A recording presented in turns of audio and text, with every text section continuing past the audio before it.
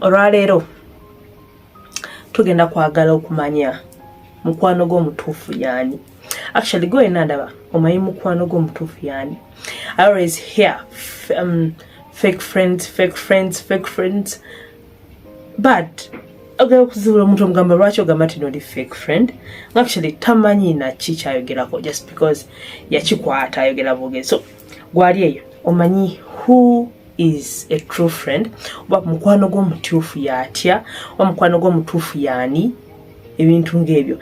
Anyway, go and ngoli mupya kweno YouTube channel, I talk with Essie, subscribing, soko liking, commenting, sharing, then or subscribing, wali ku subscribe button, then onyigene kade so that every video je tutekayo. Olwaleero tugenda kwagala okumanya mukwano gw'omutuufu y'ani. Actually go and ndaba omanyi mukwano gw'omutuufu y'ani. I always hear fake friends,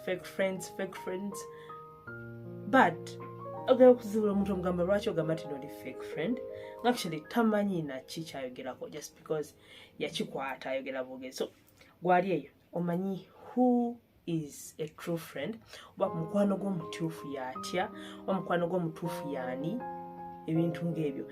Anyway, go and ngoli mupya kweno YouTube channel, I talk with Essie, subscribing, soko liking, commenting, sharing, then or subscribing, wali ku subscribe button, then onyigene kade so that every video je tutekayo.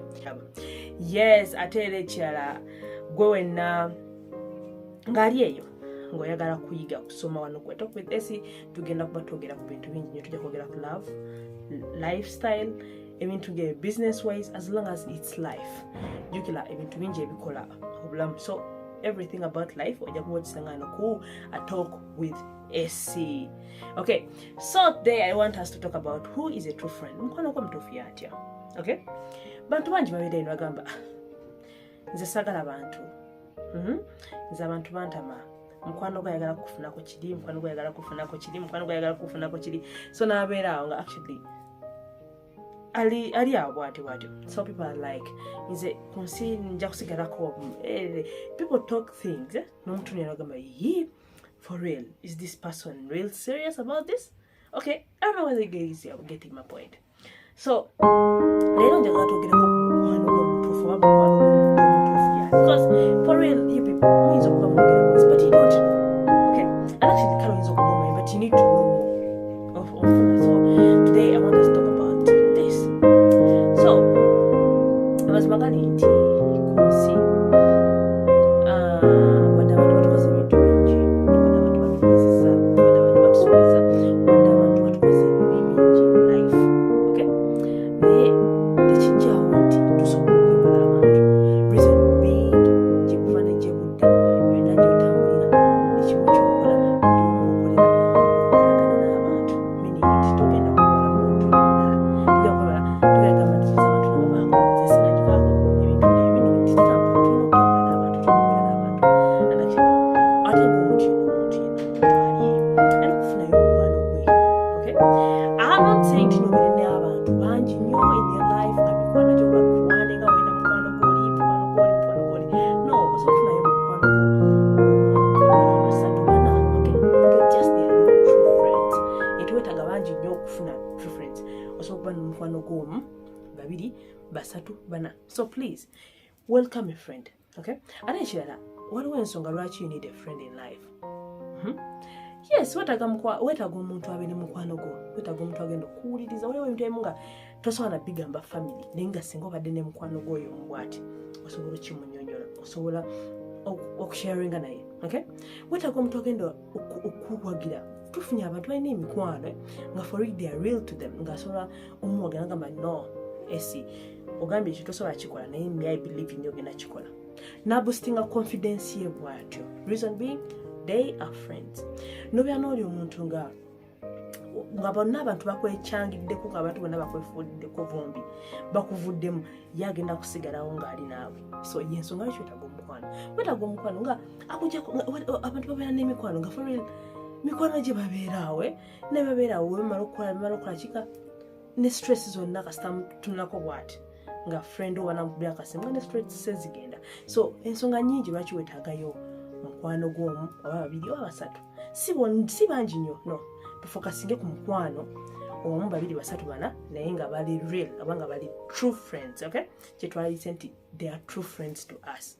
Okay, so leero njagala twogere mukwano gw'omutuufu yatya oba mukwano gw'omutuufu yandibadde atya. Okay, so ntandise ne kyempise enkiza esooka. Mukwano gw'omutuufu yalibadde nga akukkiriza nga bw'oli. Wafuna omuntu yenna in life, okay, nga for real awilling okubeera mukwano gwo, actually nga naawe oyagala kubeera mukwano gwa muntu, walibadde otyo oba yandibadde atya? First of all, omuntu agenda okukkiriza ki ky'oli. Omuntu agenda okutuula wansi ategere nti esi ali ne bwati ne bwati ne bwati naye ngenda kusigala mwagala. Kyonna kyekiri, omuntu agenda okukkiriza nga bw'oli. Ategere nti n'oyomba nnyo asigale nga mukwano gwo. Awo bamachitiro wayomba mugenda ne musotinga ensonga zammwe ne musigala nga muli bakyali. Okay? Omuntu oyo agenda okubeerawo amanyi nti no esi oba bava talina background nungi oba family esi tebalina nnyo kasente naye nze namu akasente, but he or she mukwano gwange agenda kukkiriza gwe kyoli nga tafuddeeyo oba ofaanana otya oba olabika otya oba oyingiza otya oba ofaanana otya libantu, wabula nga ye kyonna kyali akukkiriza oba akikkiriza, oyo mukwano gw'omutuufu. Okay, because nti omuntu akukkiriza nga bw'oli, trust me nti nawe waliwo ekizeewo in life, asobola okukitegeera ngamba kino esi asobola okukikola kino gundi tasobola kukikola because yakukkiriza, yakutegeera, amanyi who you are. So are you willing to be someone's friend? Kkiriza kikyali. Oba omuntu agenda okujja bulamu bwo nga ayagala obeere mukwano gwe, okay, alina okukkiriza ki ky'oli. Ekyo ekintu ekisooka. Okay, ekintu ekyokubiri, omuntu oyo alina okuba nga kitwalise nti ali loyal to you. Okay, nti wadde ekintu kiri oba wadde ekintu kibi wadde ekintu kirungi agenda kugamba nga bwe kiri.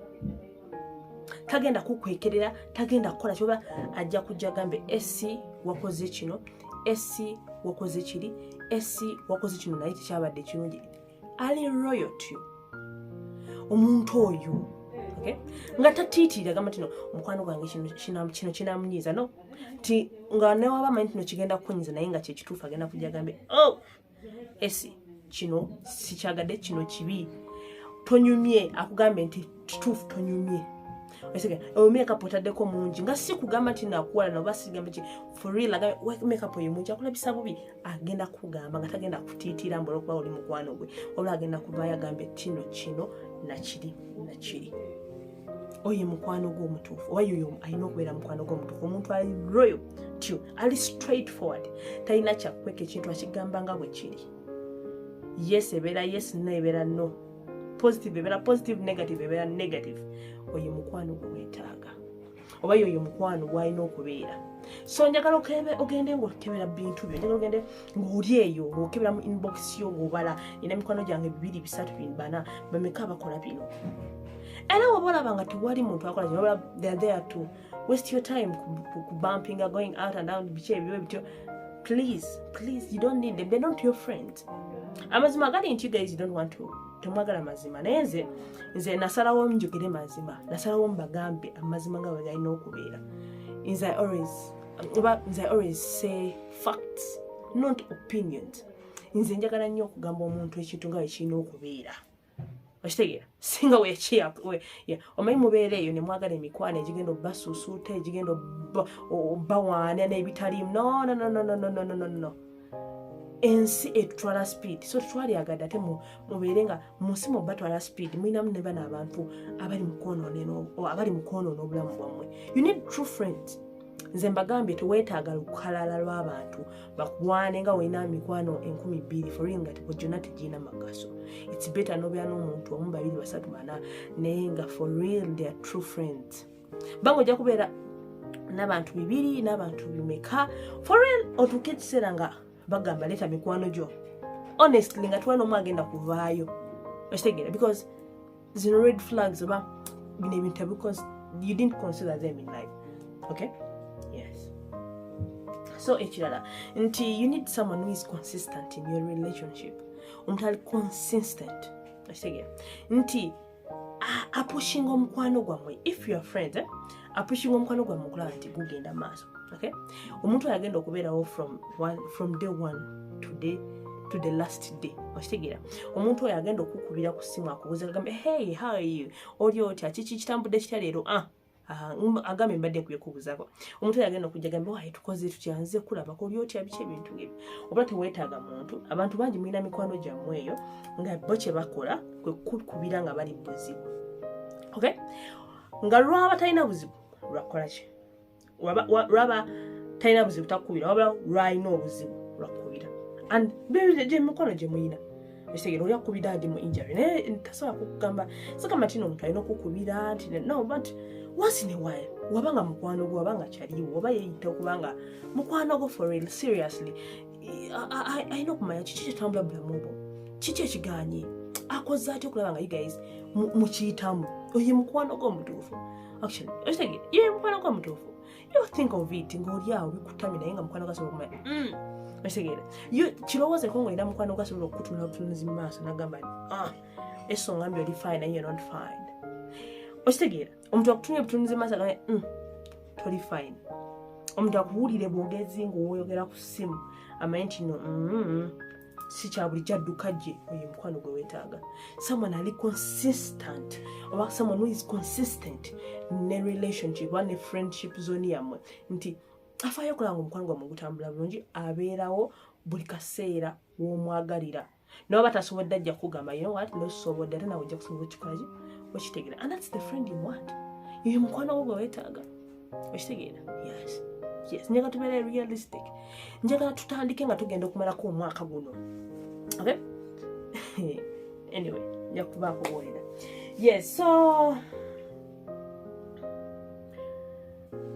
ekirala nti mukwano gw'omutuufu oba abantu be walifudde mikwano gyo beba abaagala okulaba omuntu asinga mu ggwe someone who is better someone who is prospering someone who is going forward omuntu atali awo omuntu agenda maaso omuntu alaba nga omuntu awininga era nga omuntu oyo akwagala akulabe nga owininga era naye alaba ati acontributinga ku winiyo.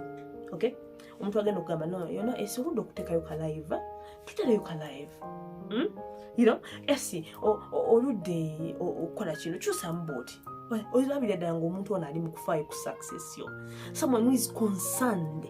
Okay, omuntu oyo ali awo afaayo okulaba nti ova mu kifo awo oli ogende ku level endala akupushinga ndagala no esi tugende esi kawait tugende ku gym esi ndaba kino kikuli bwe kitambule bwe kiti because ali mu kulaba nti you guys ebintu bibikola ki olabika bulungi kimusanyusa okulaba nga olabika bulungi kimusanyusa okulaba nga okola bulungi kimusanyusa okulaba nga ogenda mu maaso oye mukwano gwo gwetaaga.